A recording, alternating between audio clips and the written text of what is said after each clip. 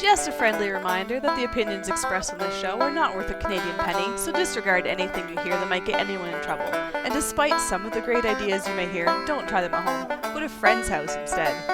It's time to get a gun. That's what I've been thinking. Well, I could afford one. And if I did just a little less drinking, time to put something between me and the sun. When the talking is over, it's time to get a gun. Hi everyone, welcome to Slamfire Radio, episode 322 for September 19th, 2019. I'm one of your hosts, Kelly Lynn. I'm Adriel. And I'm Trevor. Hey, we did that really, really well. Didn't screw it up at all. I didn't know what to go with the Lynn thing, right? Like Adriel doesn't have a middle name. I don't do a middle name thing. I was like, just say your name classy like. That's what I went for. Well, I'm Trevor. Trevor, what is your middle name? Trevor, actually. You don't have one? No, you asked me about my middle. Trevor is your middle name. Okay, what's your Correct. first name? None of your business. Nunya. Show me your pal. I want to see it. Nunya is my first name. None of your business? That's right. Adrian, what's your middle name? Something or other. Something or other. Yeah. Okay. Thanks a lot, everybody. Probably look it up. You probably have this somewhere. I go by my middle name on social media because people. Okay. Because people. I get people creeping me. People that I work with that I don't want creeping me. So I go by my middle name. Okay.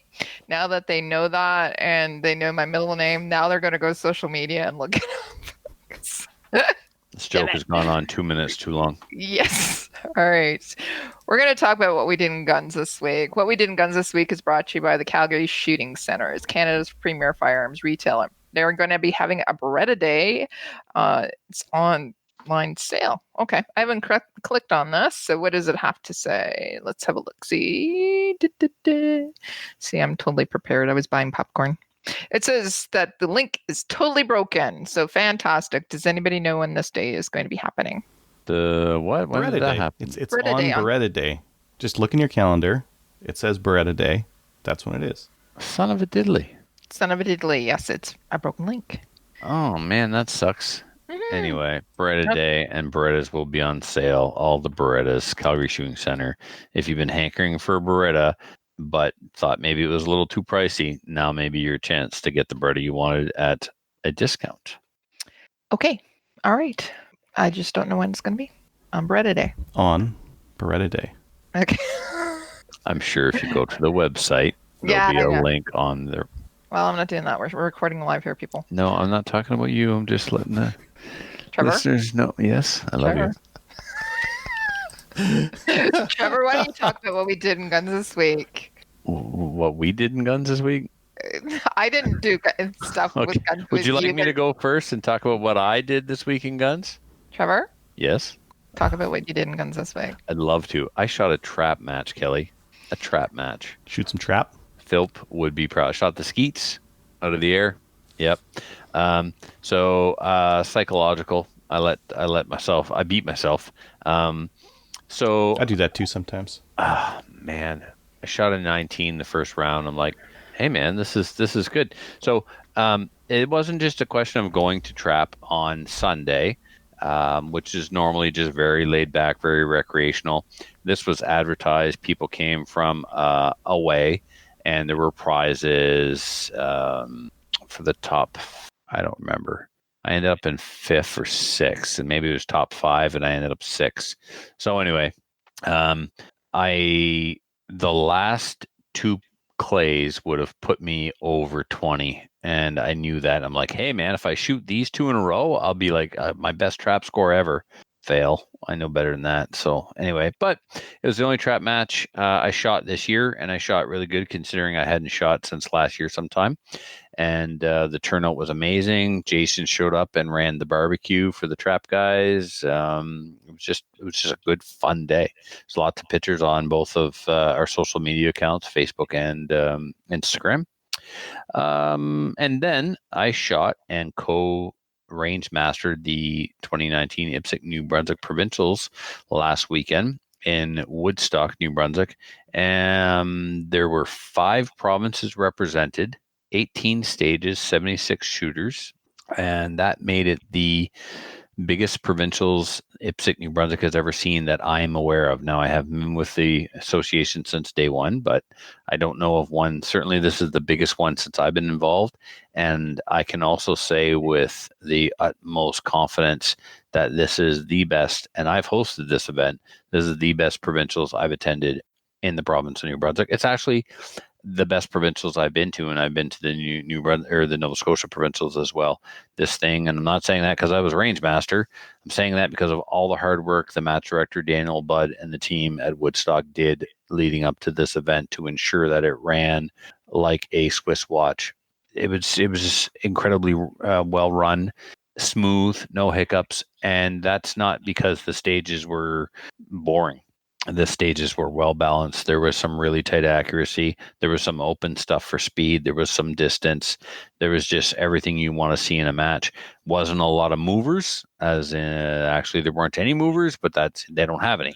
So they made the most of it by stepping up their game with the other skills that you can test. And they just did an incredible job. I also had to give a speech at the banquet, which I completely forgot about. I mean, completely forgot. It wasn't until the match director got up there and said, CCFR is one of the major match sponsors here or stage sponsors here. And Paul Lombard asked if Trevor would say a few words about the CCFR. I was like, oh, no. Oh, Anyway. You're never at a loss for words. You're right, Kelly. I knocked it out of the park. I ain't gonna lie. It was, I've. Were you drinking? You know what, Kelly? I had one double scotch, which apparently is just the perfect amount before you have to give a speech. Right. It loosens the lips. Yeah. And you're not slurring, and you're on a roll. I'm sure you were fantastic. Well, anyway, I was told that I kept the audience's attention, and I ended it just at the perfect time. So before it got rambly and preachy, I talked about the history of the CCFR, what the original mission statement was, where we are now, how we got there, and then I spoke a little bit about what John Hippel talked about at TAPCOM and unity. And how important unity was, and unity within our own section in New Brunswick, and how, as a section, we've had our ups and downs, but things have, I think, never been better. So it's pretty awesome. And then moving on, I prepped some more 308 brass for my AR-10. My AR-10 has a 1 in 10 twist rate, so I'm going to be trying some 178. I'm going to start with 178 AMAX, but unfortunately, they stopped making that bullet. So I'm going to look at other Hornady 178 grain bullets. Let's get this out of the way now then. So in prepping to reload for that, I purchased, this and a bunch of other right. You got this last week. Yeah, I didn't have time to talk about it last week because we were running long. So this is the Hornady Lock and Load overall length gauge. So it comes with a measuring device that you screw a modified case onto. So if you're watching the video right now, I'm holding up a 308 case in front of my camera, and the back of the 308 case where the primer normally would be is threaded. So it goes onto this tool that has a plastic rod inside of it with a lock on one end. So what you do is you screw that modified case onto the tool, and then you take your bullet, and you place your bullet into the neck of the case, and you loosen the push rod at the back here.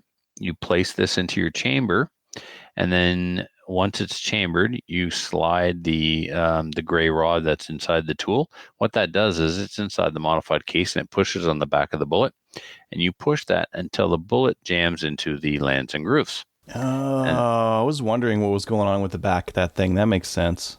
Right. Then you lock that down, pull this out, and you take the next part of the equation, which is part of what they call the comparator gauge, or comparator tools, maybe. It has two pieces, one that goes on the bottom jaw of your calipers and one that goes on the top.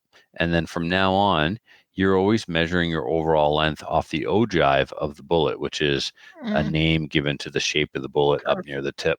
And you don't measure from the bottom of the case to the tip of the bullet. You measure off the ogive with this. So the way it works now is the tool has a cutout that allows the bottom jaw of the calipers to fit in there. And you take the part that you would normally lock onto the bottom jaw of the calipers off, and you open up your calipers, you put the bullet up into the top of the gauge, and then the bottom jaw goes into that groove on the tool that's cut out, and presto, you know what the length of the bullet is when it touches the lands and grooves. And then you back it off 2 thou. So I'm at, I do everything in millimeters. I'm at 55.73 millimeters or 2.194 inches. So I would take 2 thou off of that, and that's where I would start. And then you could even maybe try and load it so it's only 1 thou off the lands and grooves, but a thou really. Yeah, but the risk there is that your bullet or your seating stem might not be 1 thou accurate, and you might end up with some that are rammed into the lands a little bit. Right? Yeah. The better the equipment, the better the resulting end product, of course. But you want to start 2 thou off, and the reason why you do this is because the bullet will jump from the case into the rifling, and the longer that jump, the more accuracy you lose, is the theory. So you get it as close to the lands and grooves without ramming it into them as possible. So, Right. So the brass is prepped, and now I have this tool. So I have 3 different bullets. I've got a 168, a 178, and a Campro 147. So I will load up some test loads with all of these, and I will start at 2 thou off the lands and grooves for my overall length. Just another variable I can control to try and increase the accuracy. When you say thou, are you talking like 0.002 of an inch? 0.002 of an inch, or like not hundredths of an inch? 0.002 of an inch. Man, that's tight. That's pretty tight. That's what it says to do in the manual is 2 thou. You have me second guessing myself. I always thought it was 2 thou. Maybe it's 200 thousandths. 200 thousandths make more sense. 2 thou seems really, really like you might as well just put it onto the lands. Well, that's why I said, start at 2. Some people go 1, and it's like, what's the point? Like, so I will go back and consult, and if I need to correct something next week, I will. But for now, I'm saying 2 thou.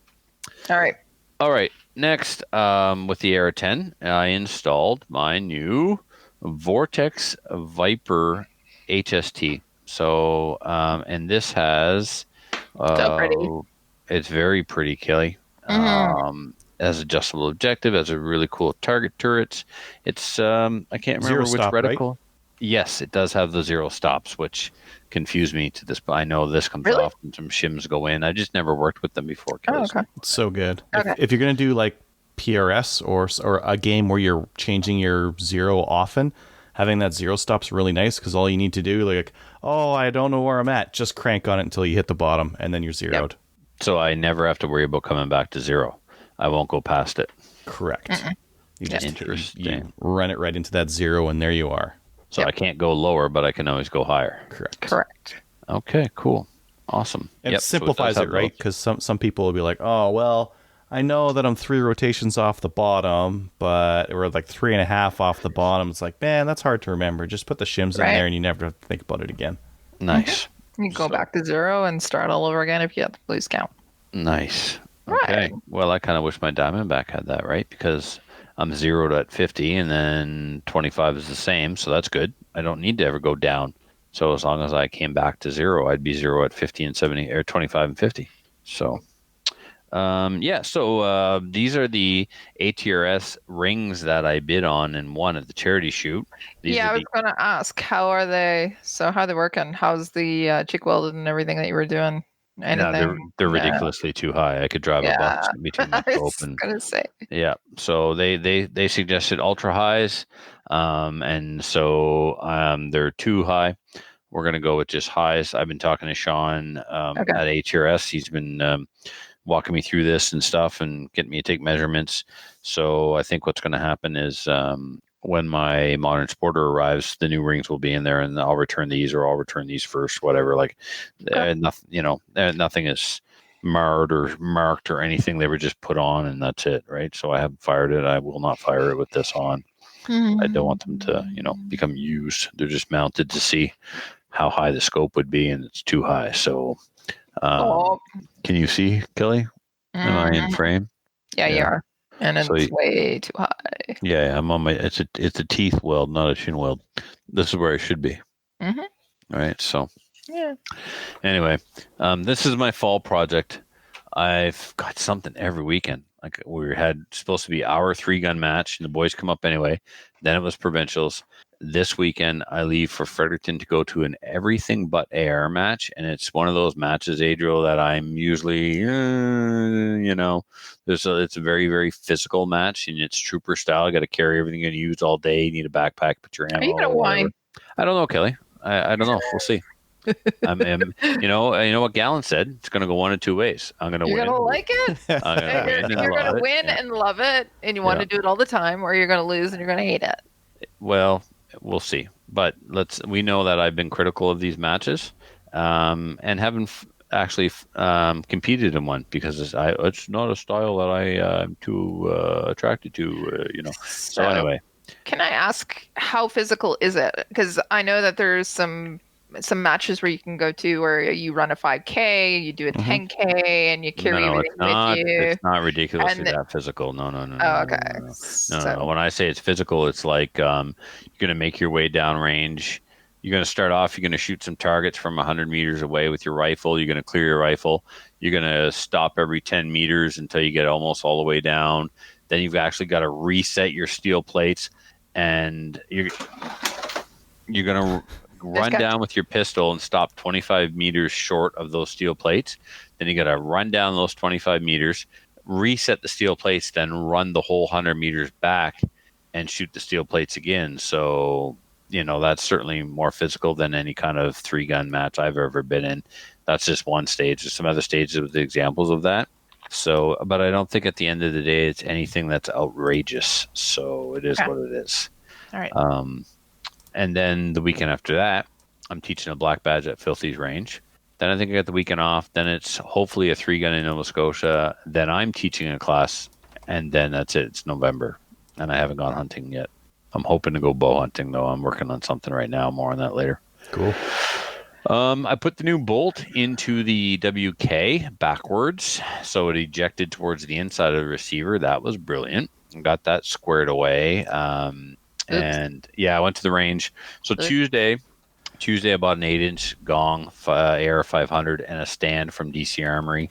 And I took that to the range because we have to do some shooting in this match at 200. I want to see where the WK was going to hit. I want to see where the SLR was going to hit. Can't mess with the SLR. It's a laser. The WK, it just had to, figure out where to hold with the reticle, and it's super good too.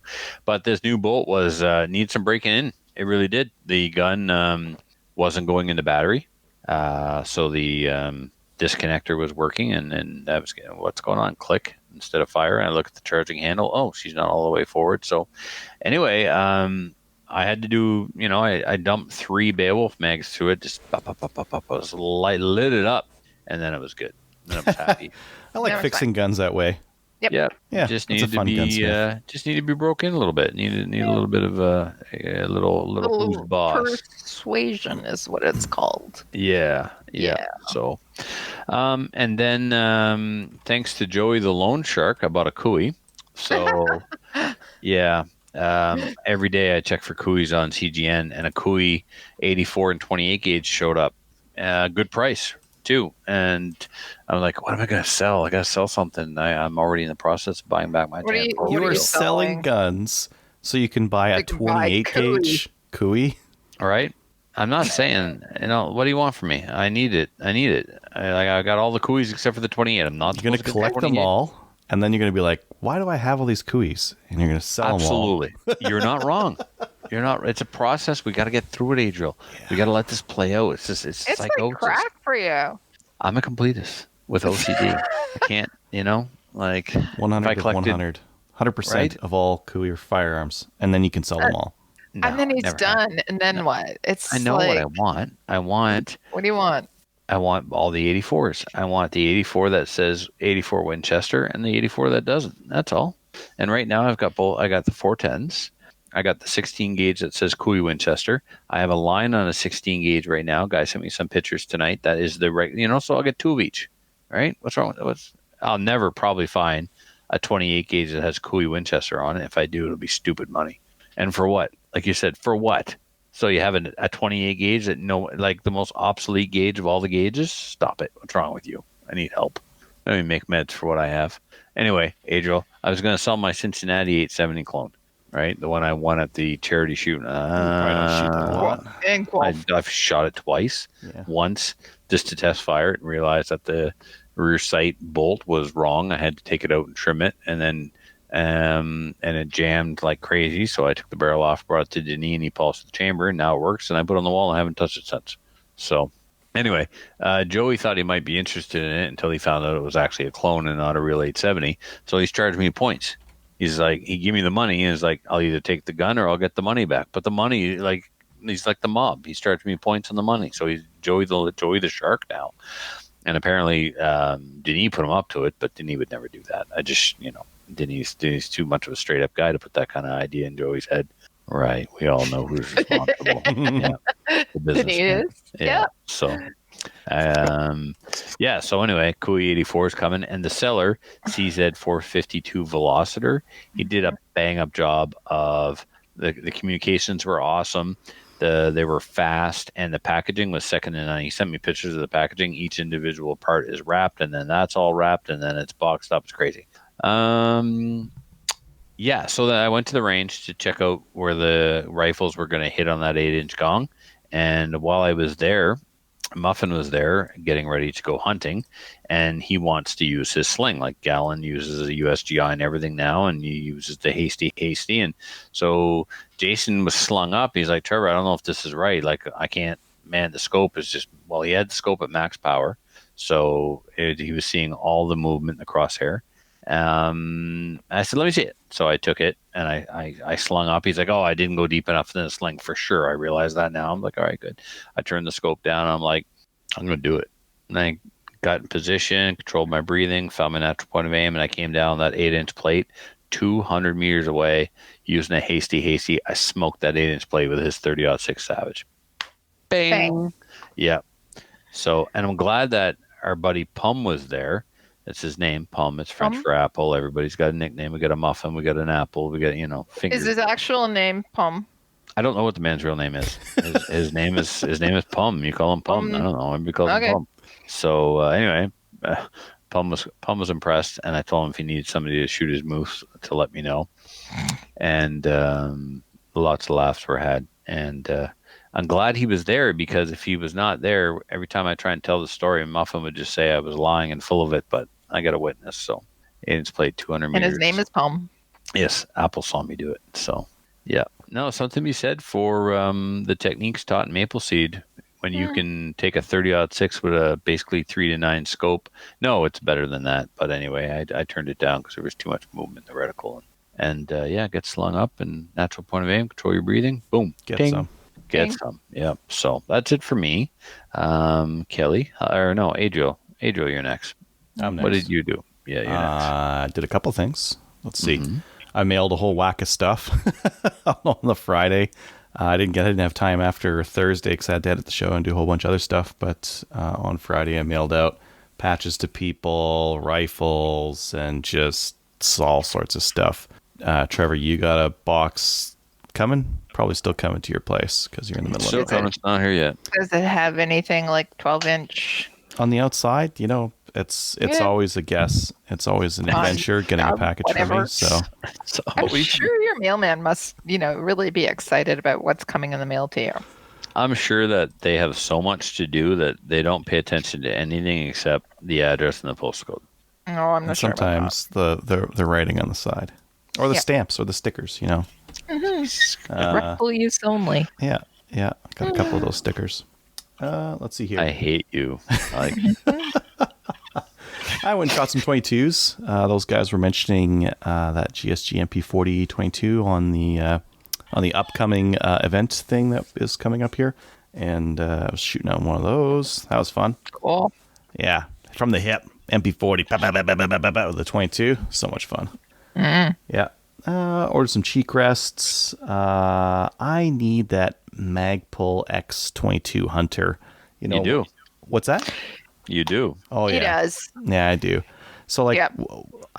I mounted a scope on that 1022 of mine. It's got the standard Ruger 1022 stock, which was okay with the iron sights, but as soon as you put a scope on there, you jack your face up on it, and the stock fits like, I don't know, just the stock is right here, and it's got this stupid curve on it, and I'm catching just the top part of that curve. It's a very badly designed stock, in my opinion, and I need to replace it. So I'm either going to replace it with an XT22 Hunter. I'm going to get that crappy ATI stock that has the adjustability on the stock, collapsible. Big. Yeah. Yeah. Yeah. No. I saw some of those at Bass Pro for like $50 a month ago, and I'm like, man, I don't want to buy one of these things. But now that I've got a 1022, it's like, man, I should have got that. Okay. Just buy the Magpul. Buy the Magpul one. Yeah, you'll be happy. I know I'll be happy. I don't actually need this rifle for me. I just need this to have on hand. It's a little bit more flexible. Might not be a bad idea. It is, and you can It is, change it out so that your children can use it as well. just by pulling It's those shims out. adjustable. Once Yeah. someone think of the children. Yeah. Think of the children. Yeah. It's a $200 stock. The Yeah? X22 is $200 for a Yeah, I know. plastic Kelly stock. bought it for me for shaving my legs or for Christmas or something. We you need remember? something. You're going to be. You need to find a reason to have Kelly buy for you. Huh? No, Huh? Kelly's not going to say anything anymore because I know Trevor. I double dog dare you, and he goes okay, and I'm yeah, going. sure. Why I'm did you doing it. open my Gun mouth? parts? What do you want me to do? All right. Just shave my legs. Hey, no biggie. That was an easy one. Yeah. Okay, Cool. Yeah, I It need was also that. a fundraiser at Christmas time or something. Yeah. it was after Christmas. Yeah. Did a bit of bow hunting. after it. On my stand. Really good visibility. I'm liking that stand. It's looking good. I had a grouse like land right at the base of the tree. I was going to shoot it with my bow, but I did that once. $12 broadhead on a $3 grouse. no, I have a field point and I have a couple of those geo Yeah. points. I do too, except I left them home because I wasn't planning on shooting a grouse. You don't take your quiver on your bow? I only had it loaded with bear arrows. How many Yeah, that's a bear little arrows do you overkill. need? You get like 5 bear arrows? You're just going to like That's what I'm saying. pump The them only- into this bear? No, the only thing on there was like 4 to 6, rage broadheads. Yeah, I usually take like 2 or 3 broadheads and then the rest is Plus, also, schmattering. I think where that stand was, Adriel, I had never seen a grouse before. And they came out of the woods like a gang of teenagers. I felt threatened. Like there was like 8 of them all just like Coming strutting right their at you. stuff, coming right at me. It's a good thing I was up a tree. Not like a bird could get me up there. But anyway, I'd do something. So I took one out and the rest ran away. I left this one. It's like, no, go make some more. My boy will come shoot him. Yeah. I didn't need that grouse at that minute. Normally I would take anytime I see a grouse. I got my game bird. Yeah. Bow and arrow, sure. But I'll wait this time out. And I think that's it. That's it for me. That's Kelly? it for you? Yeah. Okay. All right. Well, I did not do much. I went and spent the weekend having a slumber party with some Gunny Girls for the calendar. We did a Gunny Girl calendar shoot. I wanted to say thank you very much to Tracy Wilson. She came out. She brought Colin, of course, in summer. And she also brought Moose. I met Moose. He's fantastic. He's a Chihuahua. He is a chihuahua. He's so cute. But We should nickname him Skippy John Jones. Skippy John Jones. Anyways, Moose came out. I fell in love with him. He actually bit me. I don't know if you can see it. He drew a little bit of blood, kissed me on the lips, bit me. Whatever. It was a lot of fun. Why was your mouth that close to his face? Because it's a dog. I'm going, give me kisses. He bit your face. That's what you get. Yeah. That'll learn you. Yeah, but by the end of it, he was snuggling with me. Yeah, so we did the Gunny Girl calendar shoot. Fantastic shots, by the way. The girls were beautiful girls. And Baz is one of our field officers for the CCFR, but he also, if anybody is looking and they're in the Belleville, Ottawa, southeastern Ontario region, he's a professional photographer as well. Five Rivers Studios is his photography page, and oh my God, he's one of the most talented photographers I've ever seen my whole entire life. And the calendar is going to be fantastic. Maybe a month before it gets produced. Right now, we're just choosing the shots. It's going to be really hard to choose the shots that we want.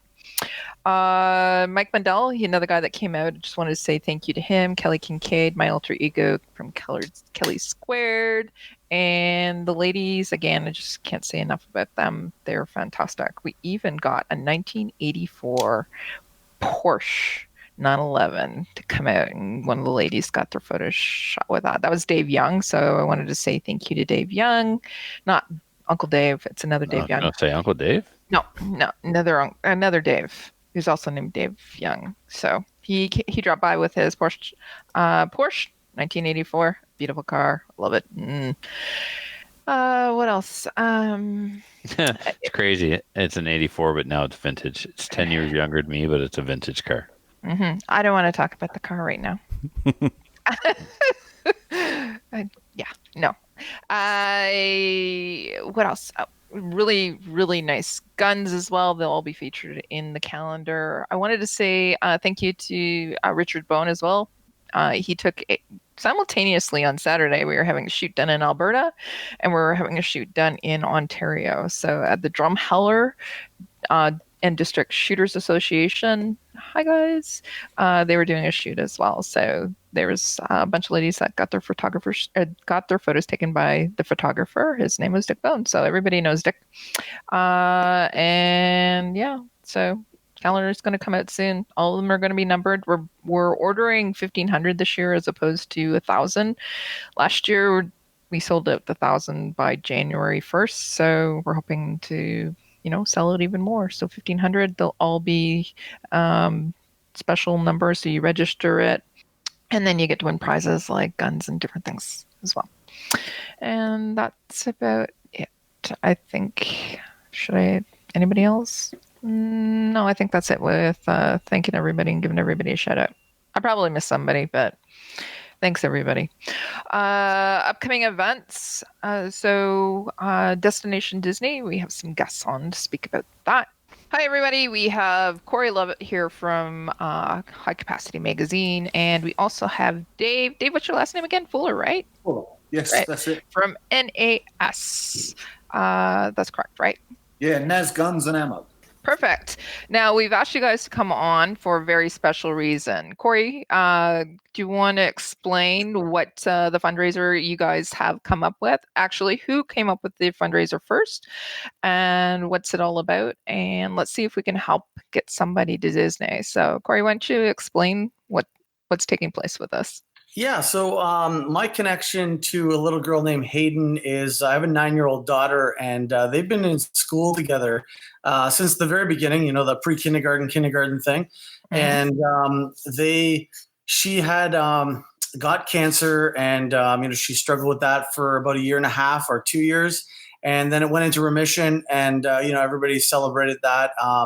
As you can imagine.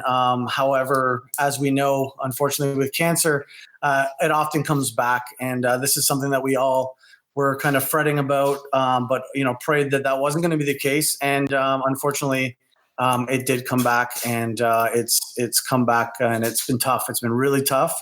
And, I came up with the idea. I was talking to my, you tuck your daughter in at night and stuff like that, and you hear the stories and stuff. And, how do you explain that to kids who are 9 years old? You explain the death of a fish or an animal, of a friend. As adults, we struggle with that. So she had mentioned that her friend wished that she could go to Disney. And I thought, geez, I don't know how I can make that happen. And then after thinking about it a little bit, I was in here at NAS Guns and Ammo, also referred to as NAS Guns and Ammo. And speaking to Dave, and Dave said, he said, why don't we pull something together? Why don't we see if we can't create a draw? And I said, you guys would get behind something like that? And he said, heck yeah. And we came up with the idea on Friday together and made a few calls, and then by it wasn't even 24 hours, and we had so many people involved in getting behind us from the firearms community. And keeping in mind, this little girl isn't, they're not part of our firearms community per se directly, but everybody from our community is so incredible and just kind of pulled together. And Dave was a huge part, and Nas was a huge part of that as well. Yeah, we just jumped straight on the phone to all the distributors, and the guys were just giving and giving and giving. And we've got more prizes in today. It just keeps coming. So all of the dealer distributors have really been behind us on this. So, it's a good positive thing.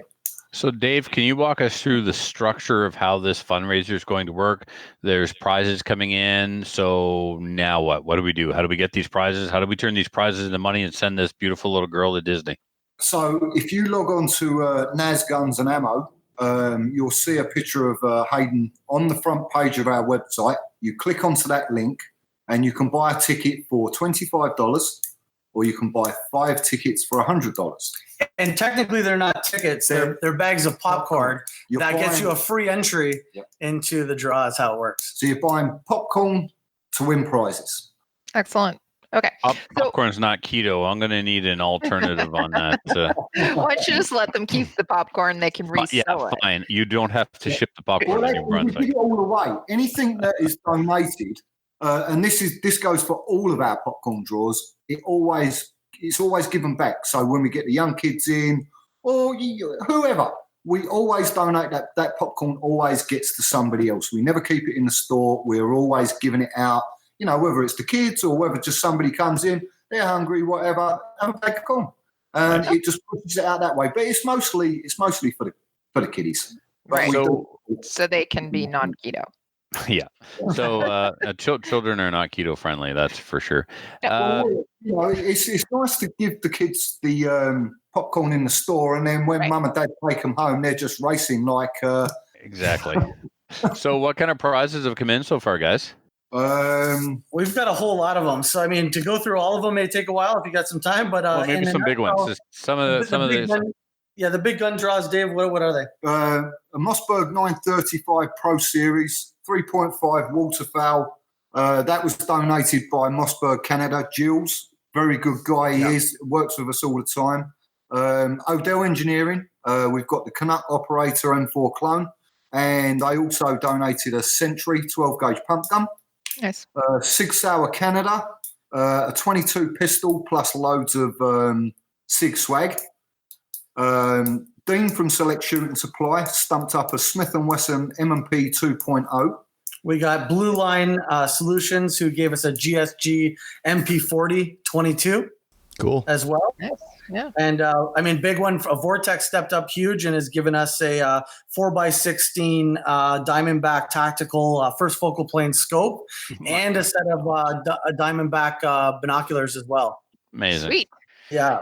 So how are the draws going to work? Yeah. How when do people start winning prizes? How's this all going to operate?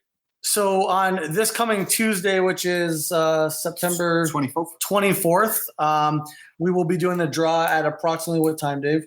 Well, whatever time we want to start, it's 6 o'clock, 7 o'clock, whatever we can run. Yeah. We haven't really got the draw time down at the moment. Typically for people to get home and, we're speaking Eastern time, of course, but for people to get home in time from work and be able to log in and watch the draws live. And we're just going to be pulling out, saying we're drawing for this particular prize and we're pulling out a number and then so on and so forth for the rest of them. And right. I apologize, Corey, if you explain this. I'm going to ask it anyway. Every bag of popcorn a person buys gets them a chance at winning a prize. Is that correct? That is correct, with the exception of we have 5.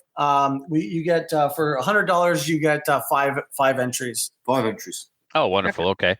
And how are you collecting the funds? The details are on the website. They can send an EMT. What's going on with that? EMTs, credit cards. If you log on to, obviously, as you say, if you log on to our website, click the link and it will take you to either the $25 or the $100. Click on that, add it to cart, go through the checkout process like you would on a normal buy, whatever you're buying, whether it's Amazon or wherever.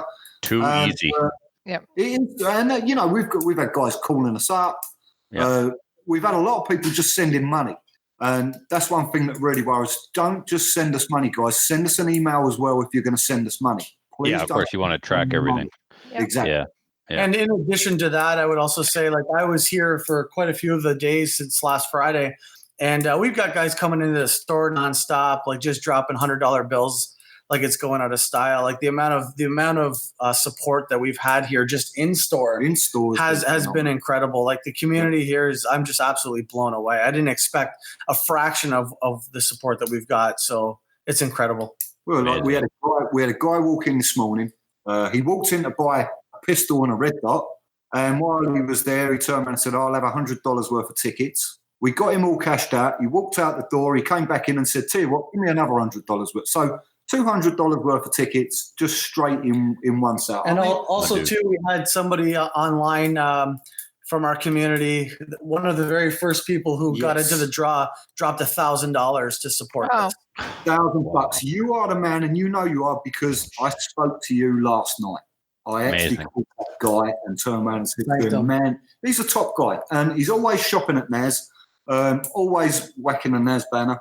But to step up like that, I mean, I see that sale come through on my phone, and I was just like, holy moly, you know." And there's been another guy that's dropped 500, 300s. It's just been phenomenal. I just can't believe it. You know, today I've just been sitting there just punching numbers on the debit machine.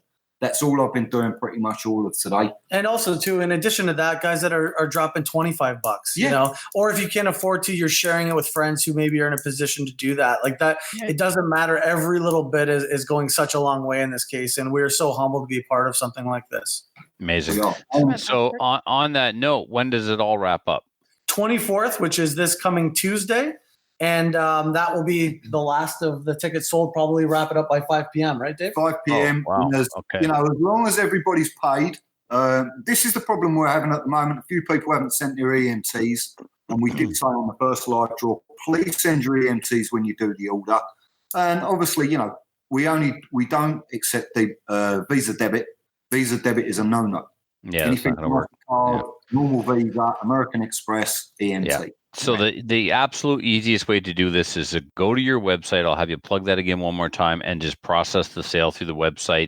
It's quick, it's painless, and this is time sensitive. We need to get on this, guys. So if you're listening live now or you're listening to this tomorrow morning, take 5 minutes, go to the NAS website, and just like buying anything on the website, only you're going to help send Hayden to Disney. And you're buying bags of corn. That's right. And I mean, I've shipped out so many bags of corn in the last couple of days. I mean, you know, I've gone through over 100 bags of corn. Nice. Already, you know, and that's good. Yeah, that's really good. You know? And that's just the people that want it shipped to them, let alone the people that are saying that they're donating it as well. So it's been incredible. Yeah. And as we speak, we've got sales coming through, so it's just phenomenal. It really is. So, you know, the more we can get, the better it is, right? Yeah, the link is nasgunsandammo.com, and any of our social medias, Coat of Arms, you can check our bio, click the link, it'll bring you there. Our stories, we're constantly posting prizes and links, so just swipe up. Lots of ways to get to the same spot. And we've had distributors actually calling us up and saying they don't want any recognition. They've just given us prizes. Don't mention it. Just put it on. And, you know, we can't thank those guys enough. Absolutely. You know, they don't want to get involved, but they do want to get involved, but they're all in the background. So also, too, we have friends like our friend Scott Snow from Black Bear Gear. You know, we're telling him, are asking if he wants to get involved, and he's throwing stuff at us. But not only is he doing that, he's calling other people in our community, other stores and people he deals with, and says, hey, get in on this too. So it's like people are doing some of that work for us in the community, that it's not just Dave and I, it's everybody coming together. Yeah, well, that's the whole idea. That's why you guys are here, so we can, you know, do our part to try and at least get it out to our listeners that may not have heard about it yet. No, go ahead. The other thing I was going to just say is that, you know, the big thing that's really humbling for me to see is it's not just a store or a distributor. It's multiple stores. And a lot of people think like, oh, these are competing stores, and to some degree they are. But on causes like this, and like we saw at TACCOM Canada, everybody kind of came together and just did something that never before had happened. And I think the spinoff of that show and that kind of like unity that we saw there is really what's come together here. And you've got different stores. NAS is the one taking the lead on this, but stores are like, they don't care. They're in on it too. They realize that this is bigger than any one of us. And I like to thank everybody for that specifically. Yeah, definitely. Okay. We've shared it on all of our social media. So hopefully if anybody is listening and they don't know how to get to it, they can always drop by our Facebook page or our Instagram account as well. It'll link in to your page. So hopefully they'll be able to just click on that and order some of the popcorn. So Destination Disney is what it is, Hayden's Popcorn Draw. And I hope somebody wins it, but I really hope Hayden gets to Disney. Oh, she'll get to Disney, that's for sure. I have every faith in that. And we also wanted to say thank you to you guys as well for coordinating this and putting it out so fast. We know how important it is to our community, and that's why everybody's behind it too, and how important kids are to us as well. So we wanted to say thank you for that. Thank you guys. Thank you guys for having us on and getting the word out there. It's people like yourselves that are out there and kind of pushing and getting behind the people that are kind of in the front lines here too. And without you guys, we don't have anything. So thank you guys so much for that. And I just bought a bag. Oh, there you go. Are you donating the popcorn though? Yeah, I don't we'll need try to popcorn. create a keto-friendly concoction for you. No worries, man. Perhaps I'll have a word with our popcorn guy and see what he can do for you. Yeah, Do you have any don't ghost need a bag of air. pepper popcorn? Ooh. No? Well, I he might does make all different flavours. Yeah. He's right next door to us, and they fly the flag for us as well. I mean, they're running around in our NAS Guns and Ammo popcorn shirts, and whatever flavours we want. We come up with some pretty interesting flavours. So why don't you give them a shout out too, because they're really awesome people. Shriners Popcorn, absolutely great. Harold and the rest of the team. I mean, the guy can't do enough, really. Well, when they do the customer appreciations days, there's popcorn out there. Yeah. It's just the neighbors of the place here that come together. And there's next door you got a battery store. Yeah, we've got a customer appreciation day actually on the 28th of September. So that'll be a good day. Harold's going to get involved. The battery store's getting involved, and these guys are involved with pushing these tickets as well. We've had a chat with them, and they turned around and said, "Yeah, no problem. We're out and about. They're doing their little street markets. They've got all the info, so they're bashing that all out tonight, which is absolutely superb." So, and the young kiddie that works next door, he's an RC guy with his cars, but he's out there. He's out there banging the drum, turning around and saying to all these little friends, "Come on, let's buy tickets. Let's buy tickets." So It's even better. You're getting it from, all the way down to, I mean, some of these guys are 13 years old, and they're stumping up $25 to buy their ticket. And, they might win a prize, but that prize we might not be able to give to them. Well, we've got some other ones with some air guns. We've got air guns, we've got boots, we've got fishing rods. Yeah. We've got loads. Yep. Coffee. You don't have to have a pal in order for you to win. Just donate. Yes. Yeah. Yes. Yeah. So obviously anybody that wins a gun, they have got to send us all their information. We're not just shipping out anything to anybody. Obviously they are going to be checked just to make sure that we're right. And, we're not doing anything wrong. Yeah. So, because that's the last thing we want is, anything going wrong with something like this because of the way the community is at the moment with all these shootings. And for people that aren't familiar with our, our practices and our community specifically, for them to understand that you just don't win and get guns, right? You don't. You can't just win a gun. You can't. You have to be licensed, etc., etc. If you haven't got a license, you don't get a gun. And we do state that every time you buy a bag of corn, you must have a PAL, either restricted or non-restricted, depending on what draw. Okay. All right. Well, thanks for coming on, you guys. And and I know that I'm going to be buying some popcorn tonight. Good. Good. Maybe we'll have a competition amongst our hosts. Oh man, Trevor, you know why? I'm in the process of buying 4 guns. Kelly, calm down. There's a child that wants to get to Disney. What's more important? Yes. And maybe work on Trevor's dream too of those 4 guns after. So, All right. If you guys had a Cooey in there, then Trevor would buy lots of tickets. We've got a couple of clues in the store. There we go. I'll see if it's one I need for the collection. We'll talk. All right, gentlemen. Thank you so much. All right. Problem. Thanks you guys. For having us on. It's much appreciated. It really is. Thank you. Thanks for coming on, you guys. No worries. Thank you. All right. And thank you, Corey and Dave, for coming on and talking about this worthwhile fundraiser. Everybody get out and buy some popcorn, and maybe you can win some stuff as well. Let's send Hayden to Disney because really good cause. All right. October 5th and 6th is the Newfoundland IPSC Provincials in St. John's Rod and Gun Club. That's in St. John's in Newfoundland, not St. John, New Brunswick, Adriel. This is a level 2 IPSC match. Registration closes on September 29th, so get out there and register. You can visit their Facebook page and register through that. Trevor, do you want to talk about your pistol fundamentals course? Yeah, there's a couple of spots left, and I do mean a couple. I will be putting on a IPSC Fundamentals course at the Sunbury Gun Club in Fredericton on October 26th. The morning will focus on some fundamentals of marksmanship, trigger, press, grip, sight picture, stance, those sorts of important things, with a real emphasis on grip, sight, and trigger press. In the afternoon, we will do some IPSC skills, movement, target, stage breakdown, those sorts of things. So, if you're looking for a bit of an edge in your IPSC game and a tune-up on the fundamentals, get the Furlacci tattoo. You can register by sending me an email at trevorfurlat@gmail.com. Cost is $100 and round count is about $250. That's not bad. $100 for that. Mm-hmm. That's pretty good. Okay. All right. And just to give you guys all a heads up, we are going to be posting some more Maple Seed events on our website soon. We pretty much confirmed 4 that are going to be happening in October and November. So those are going to be in southeastern Ontario, southwestern Ontario. We're still looking at that. And also out in Alberta and BC. So stay tuned for that.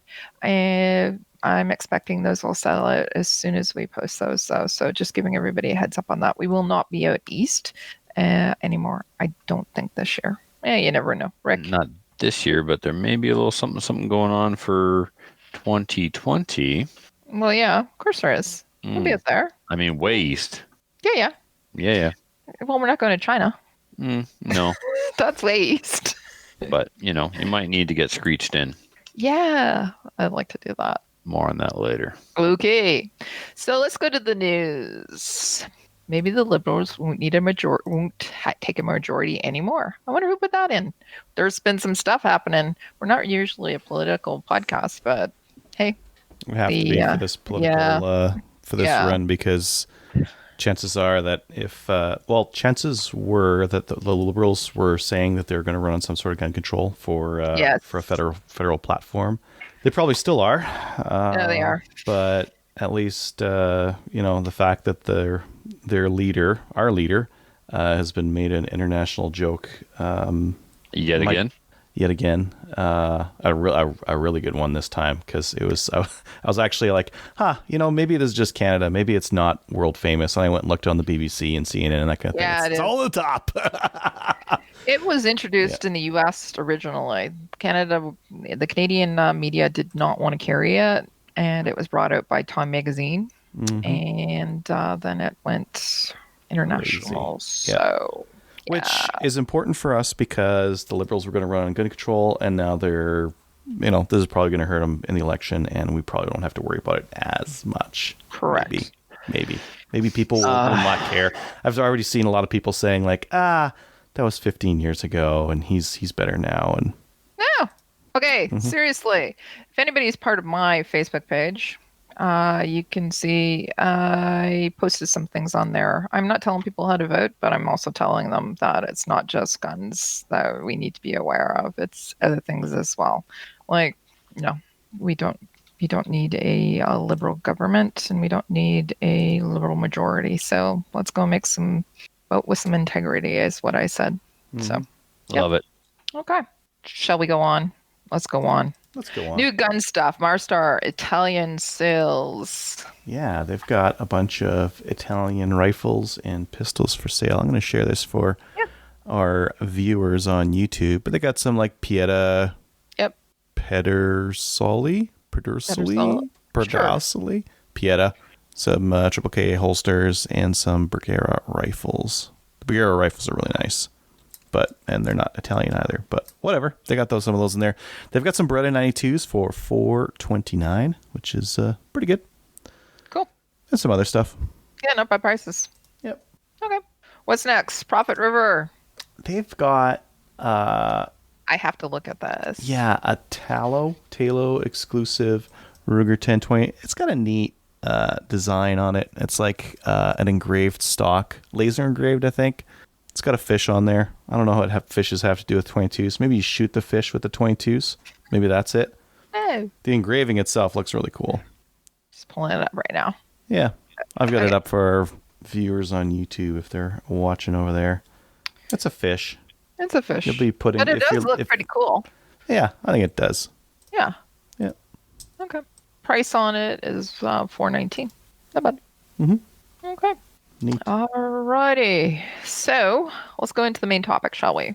Joining us this week for the main topic is Rick from, what are you from, Rick? You're from so many things now. I am from Project Maple Seed. I'm from Canadian Rimfire Precision Series, and I'm also from the Outlaw Rimfire Precision Series. That one. That's the one we want to talk to you about, that last one.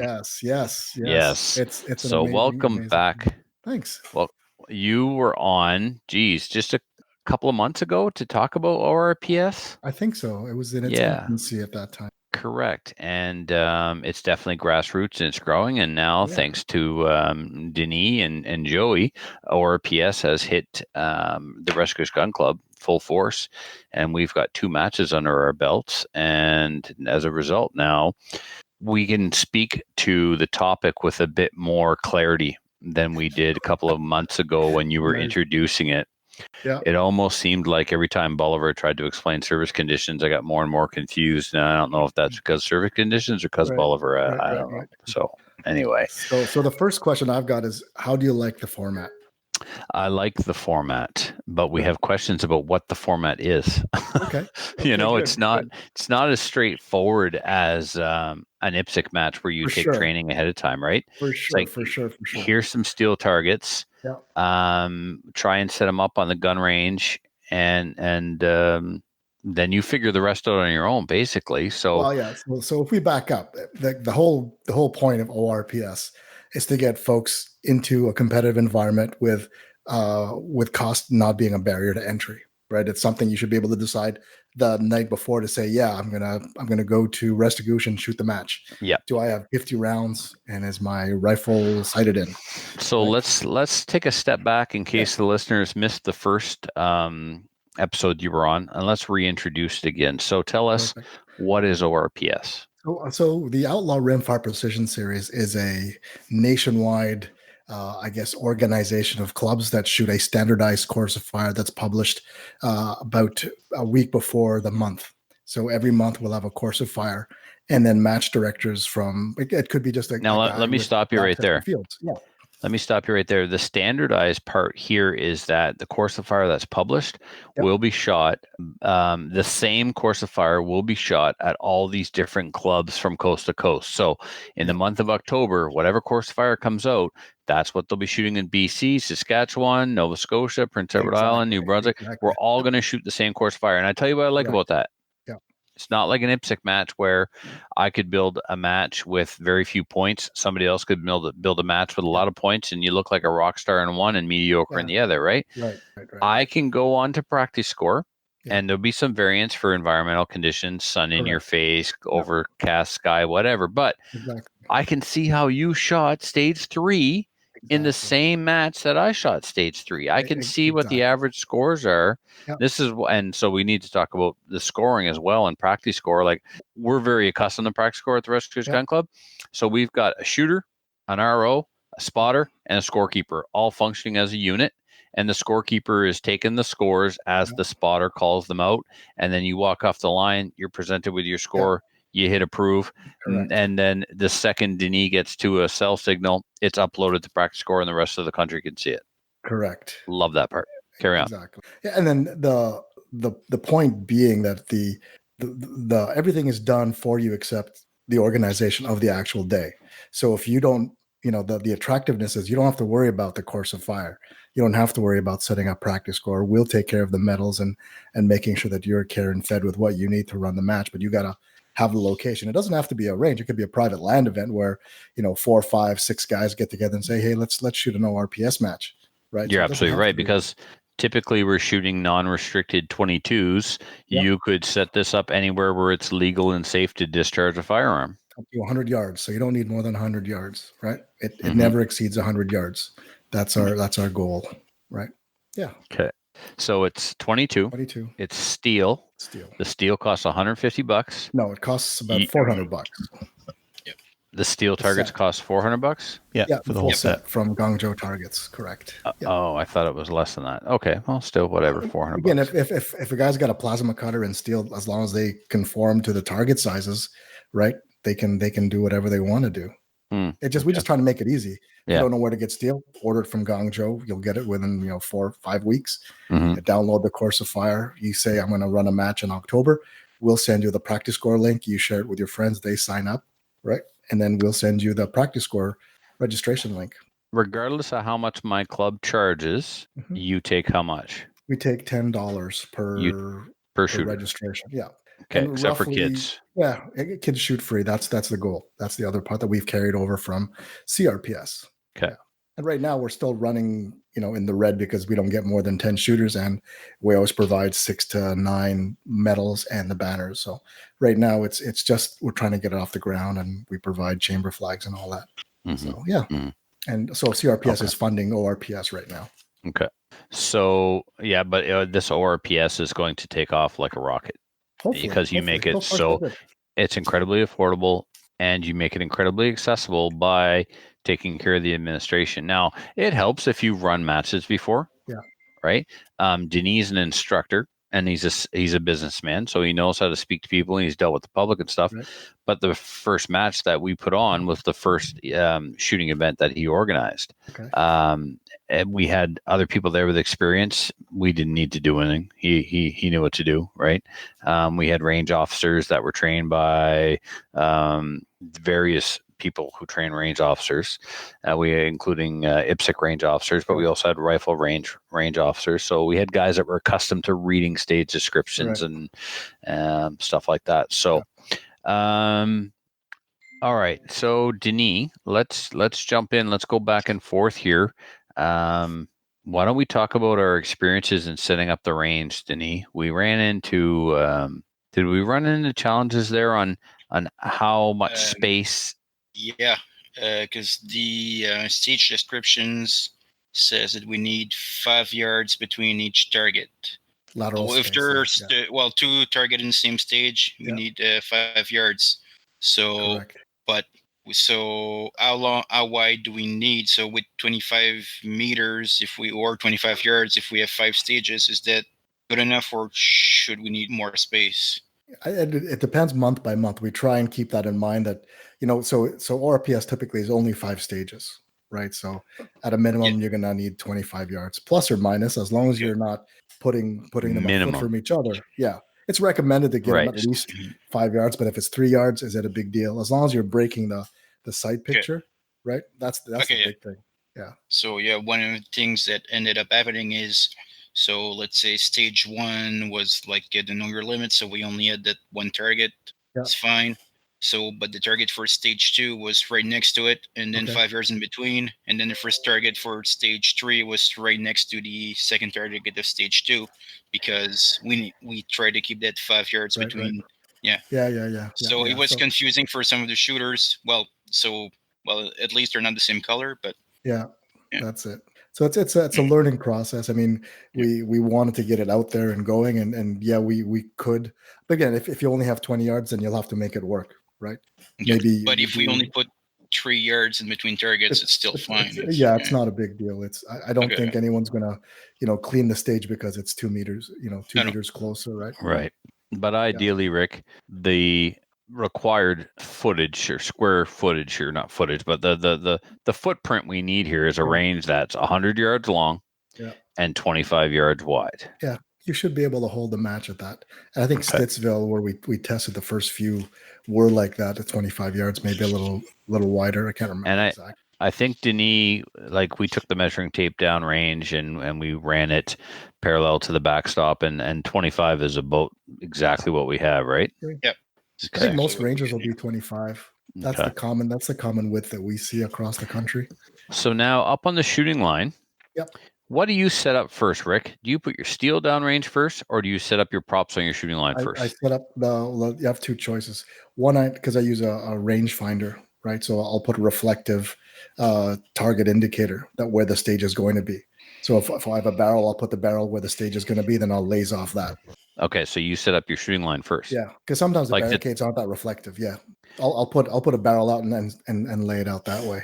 So that's just a placeholder so you can hit it and figure out the range when you're downrange setting up your target. So you're actually setting up your targets first with something to hit with the laser back at the shooting range. That's me. Denis sends me downrange and says, "I need you at 75 yards." Right? Yeah. So, but again, do you take your tank trap and put it on the line, and then put your targets out in front of the tank trap? Do you put your ladder on the line, then put your targets in front of the ladder?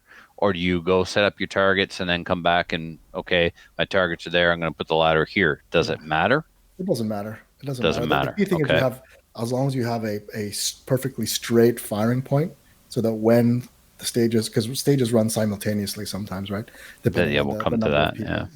So as long as everyone is shooting from the same firing point, then you're okay. So some guys will put a string down. This is your firing line, and then just align off of that so that all the props are aligned with the muzzle going across that firing point.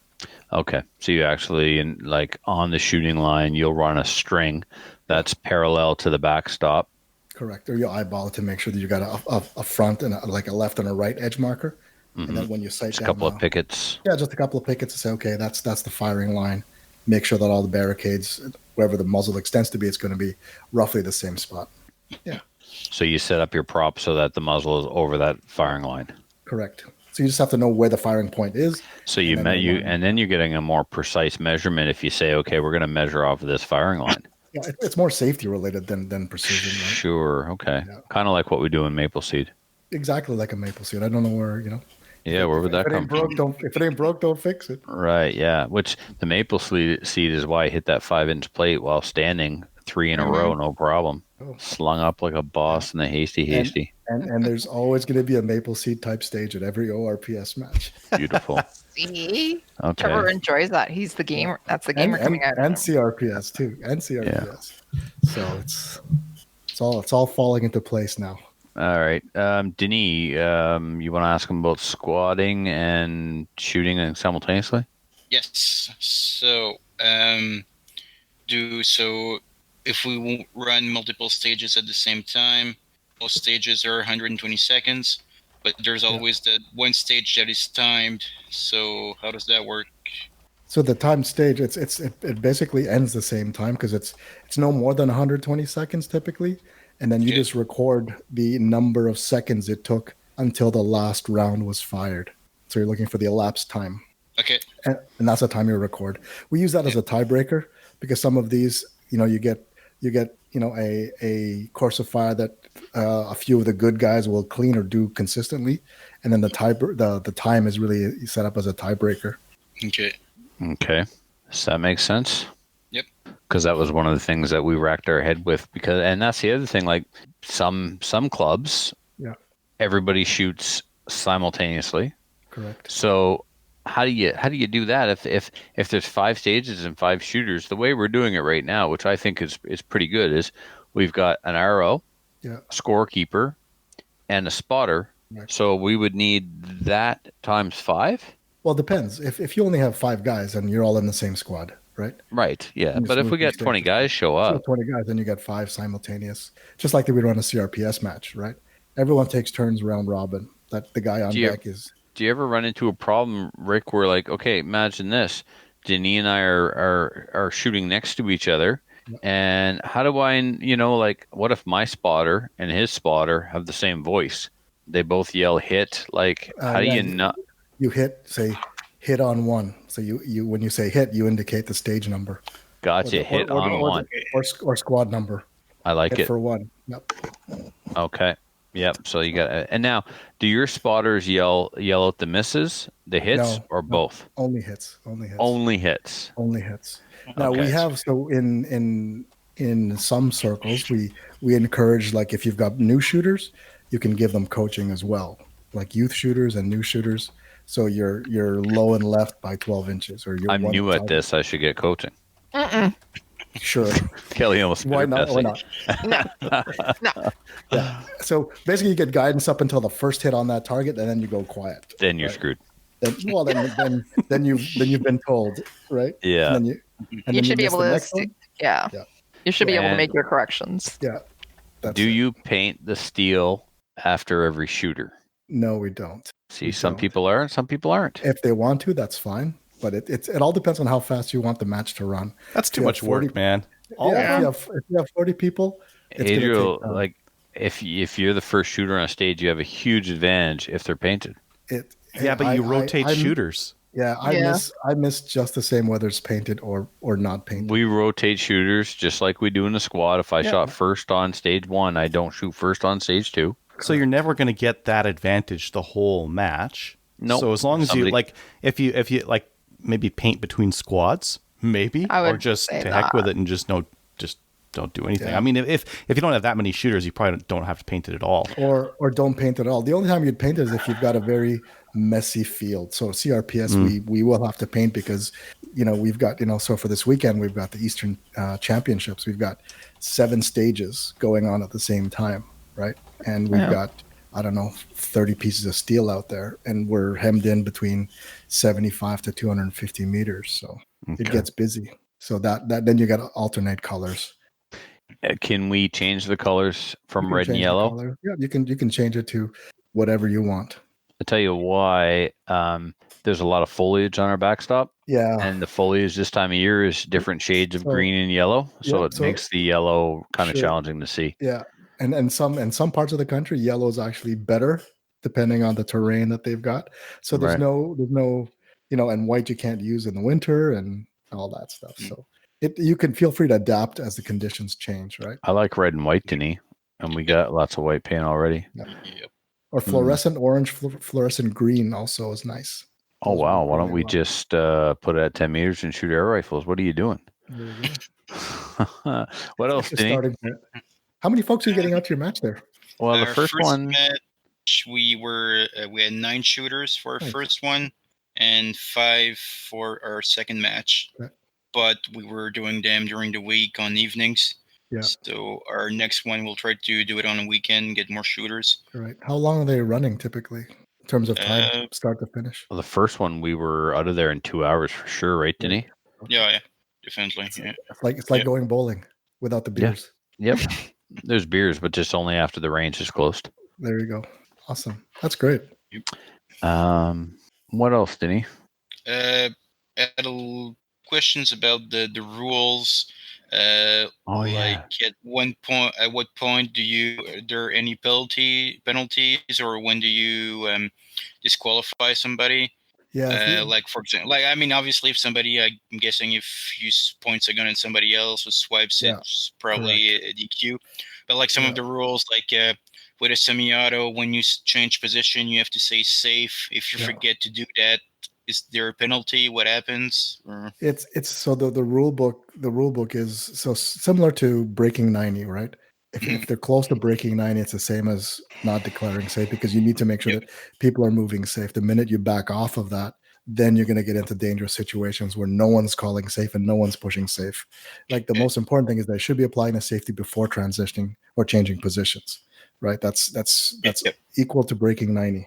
Right? So that's the rule. We're so used to 3-gun. We're on the beep, man. We take the safety off. We start moving, right?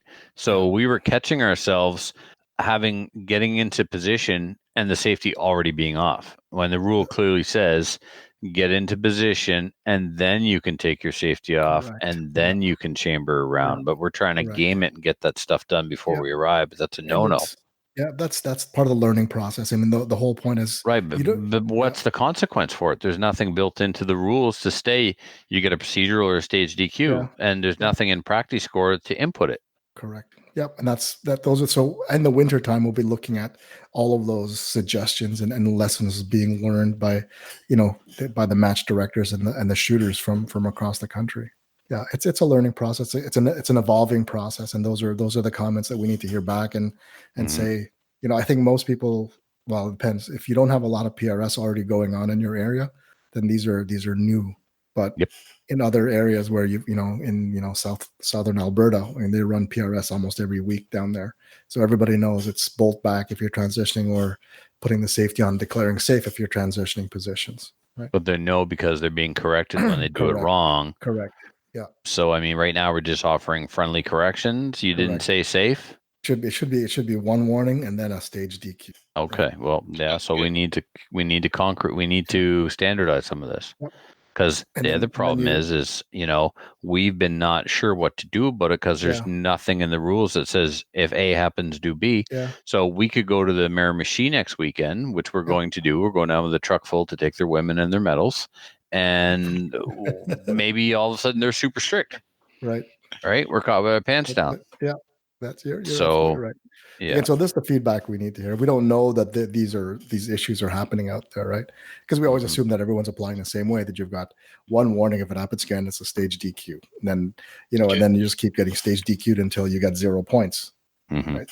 Again, because it's meant to be an entry level environment where it's as long as rifle's pointed down range, right? Unless the guy's completely unsafe, then he's going to get a match DQ, not because he didn't declare safe, but because he's completely unsafe. Yeah, right? Those are the situations that we're relying on the match directors to keep an eye out for, right? And the nice part is you guys have a lot of IPSC experienced people that know what unsafe looks like versus procedural, right? Mm-hmm. Yes. So, but there's still nothing in practice score. So we just, if it's a stage DQ, just give that person a 0 for that stage, or a match DQ is 0 on all stages, and there's correct. Good. Yeah, that's it. So something you want to look into is the way that the rules for procedurals and DQs are set up in practice score. Here's what I like about the practice score system.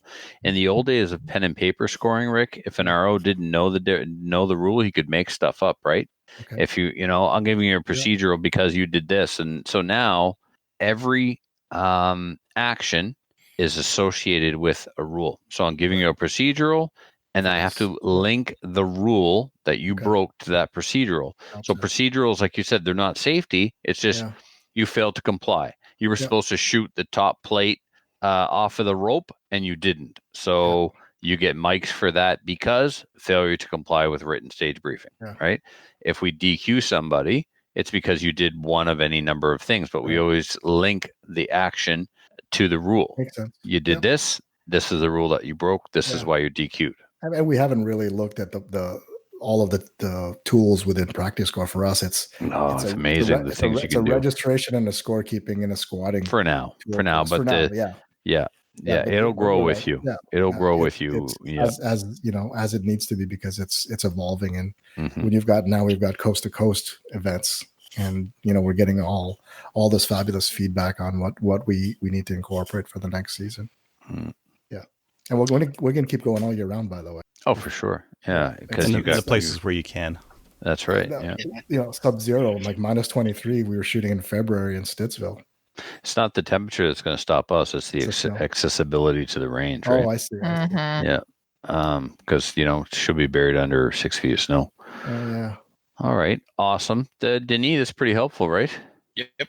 Can anybody be an RO, or do you need RO training? Or? No, not really. So as long as the match director is confident that the RO is aware of what safe and unsafe conditions are and is able to apply those rules, then essentially an RO is basically just running through the stage commands and making sure that the rifle is safe, clear before that shooter leaves the line, which is mag out, chamber flag in, right? Those are the two major ones.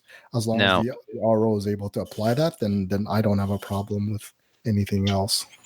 We require the strict control when it comes to movement of the firearms around our range. There's only two ways you can transport a firearm around the range, and that's either unloaded in a holster or unloaded in a case.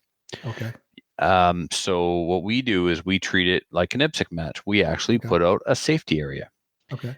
And the same rules apply. You can, as an IPSC match, there is no ammunition allowed in the safety area because that's the only location you're allowed to handle your firearm without being under the direct control of a range safety officer. Gotcha. So we actually place a table facing a backstop near the shooting line.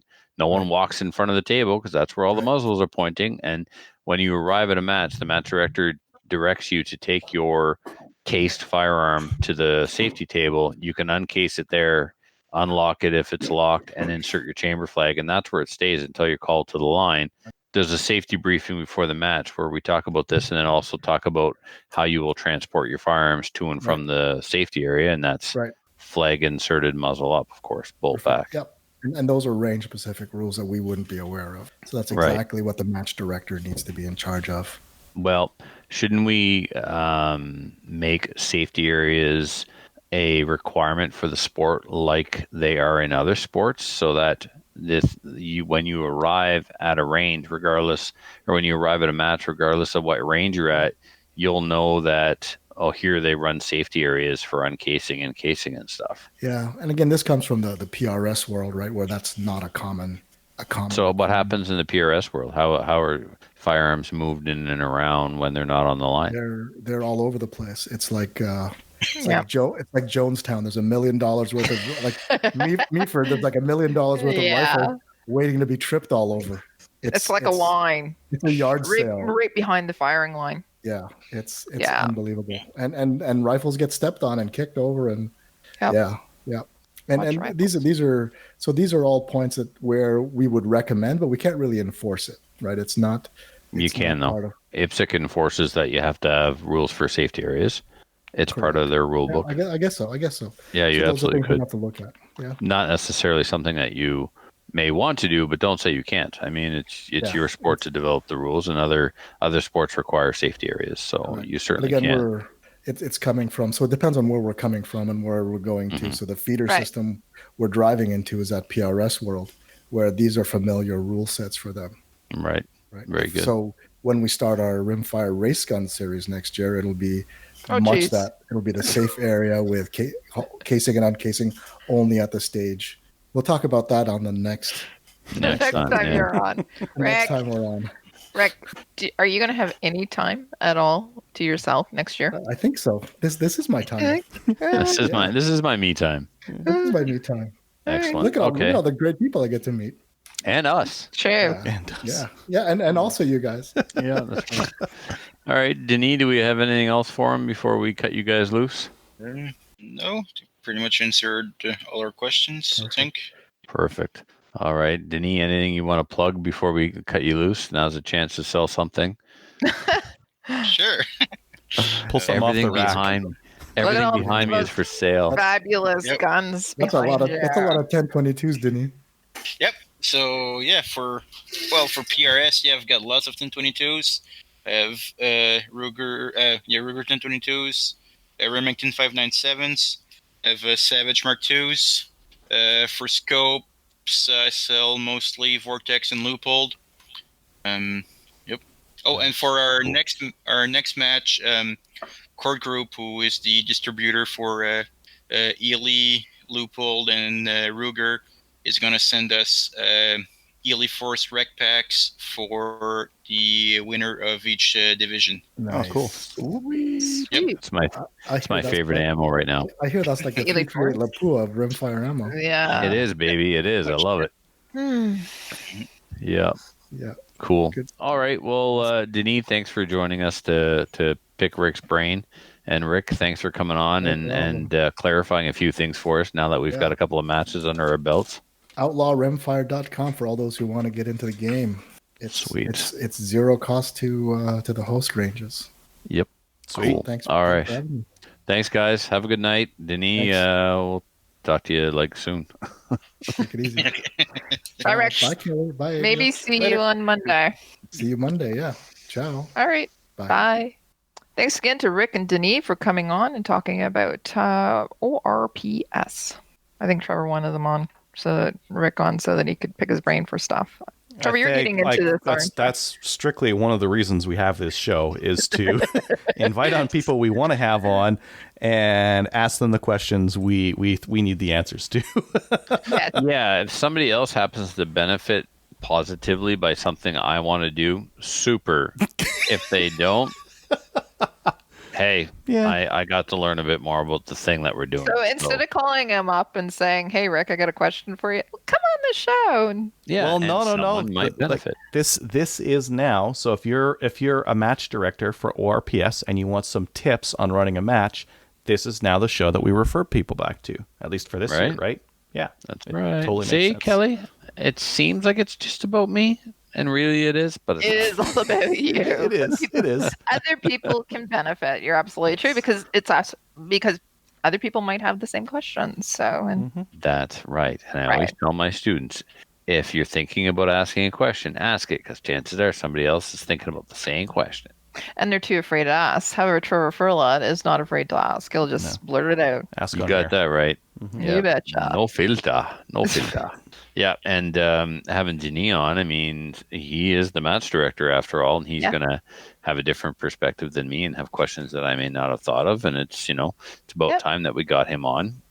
So has he never been on before? Never been on before. We were going to do something a couple of years ago. We had him on before. Yeah, I thought we had him on before too. Really? Yeah. I will confirm, but I didn't think we ever had him on before. I liked seeing all the guns behind him, though. That was awesome. Makes my gun room look like a dump.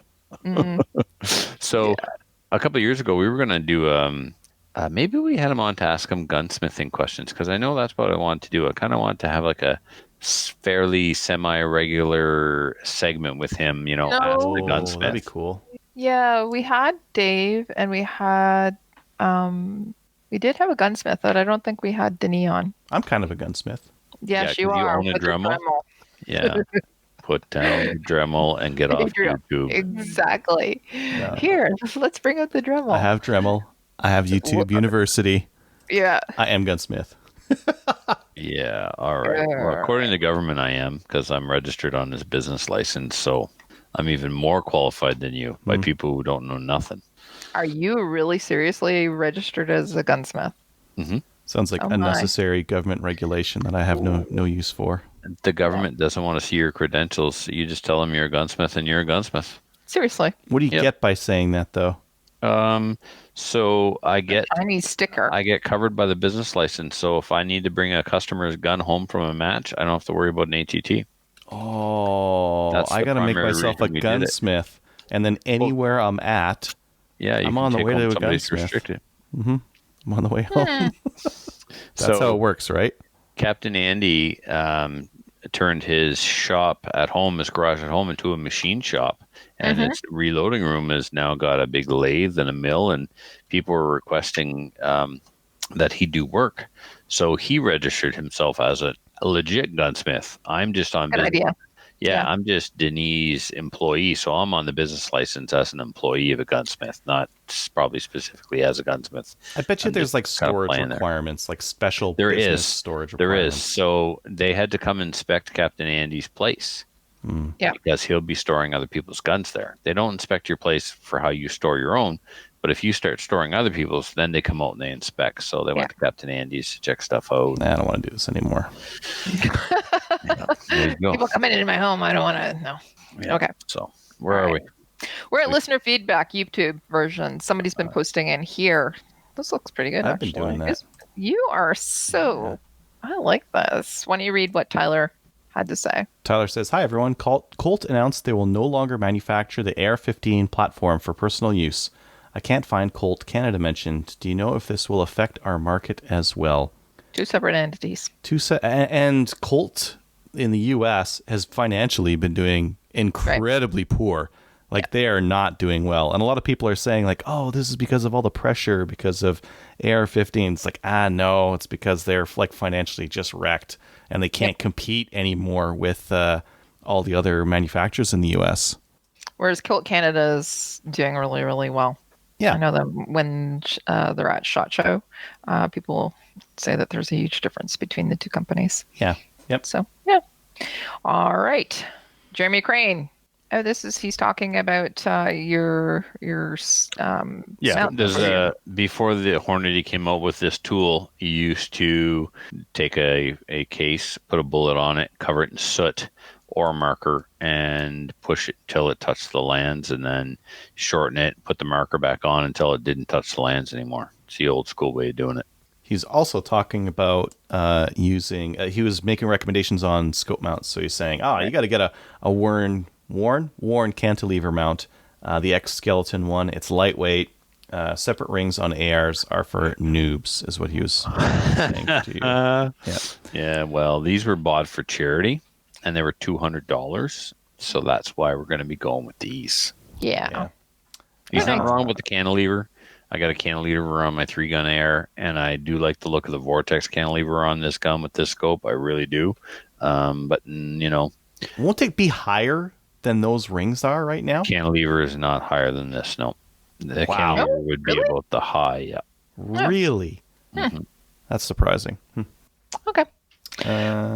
He also Brad B. Jeremy continues. He says, you should do a ladder with case overall length, just like with powder. Just like each one has nodes in velocity, they also have sweet spots in jump, like the amount of jump they have. Yeah, he's not wrong.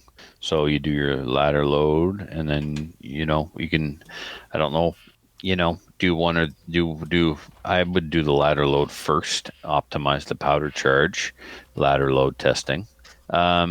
Quickly, you want to say what ladder loading is, or ladder testing is? Just like running a big scale and testing across those. Like you're going to test them at this much jump, this much jump, this much jump, this much jump.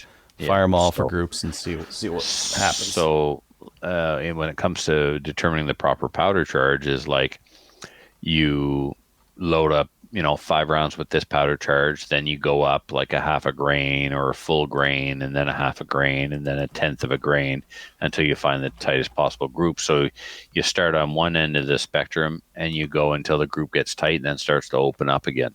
And then you go back to the sweet spot. And that's, like he said, the node. The node is the harmonics of the barrel and the whip when the bullet goes down it. And so when you nail the harmonics, you get the best group. So once you do that with your powder charge, then you can do it again with the overall length. Indeed. I was looking up some free bore in Weatherby cartridges just while we're in the break there, and they're pretty big. There's some that are around 0.3 to 0.4 of an inch. It's a pretty big jump. I'd imagine some of your military cartridges as well also have quite a bit off the lands. Yep. 0.16. So like I've got a list here of free bore. In the 460 Weatherby, it's 0.756. Wow. Something I need to consider. This is all fine and well, but both my bolt gun 308 and my AR-10 are magazine fed. So you'll run out of length in your mag. Yeah. Then you just seat to 2.8 or whatever your mag is there, and which you go. Which I'm already 2.8 on the bolt gun, and it's super accurate. So, and I won't I will not sacrifice my mag in the name of accuracy. Okay, if I can shrink my 200 meter group with my bolt gun by single feeding, shrink it by 1/4 of an inch. If I go longer and then single feed, I won't do it. I'll go as long as I can within the mag limits, but I'm not gonna. I bought that chassis with a mag for a reason. I'm not gonna forego the mag. Yeah, I mean, how much accuracy, right? What are you giving up? Are you giving up 0.1 on a 100, like a 0.1 MOA? Who cares? Right. Exactly. I'd rather have a mag than single like hand feed just to get the 0.1 out of there. Yeah, because I don't shoot bench rest. I mean, I can't shoot bench rest with that gun anyway, probably, right? So these are still practical firearms. So I'm not giving up my mags. Yep. All right. So Brad B. Hi, Brad.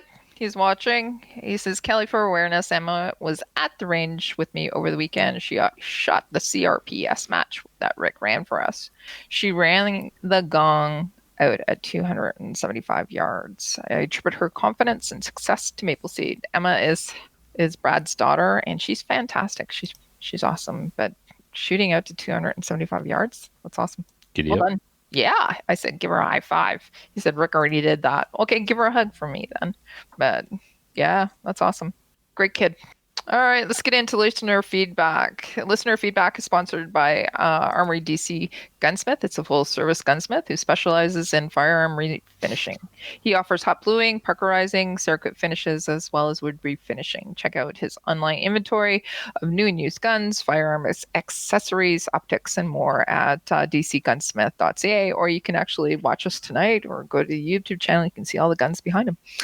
You can also check him out on Facebook and also follow him on Instagram. I do.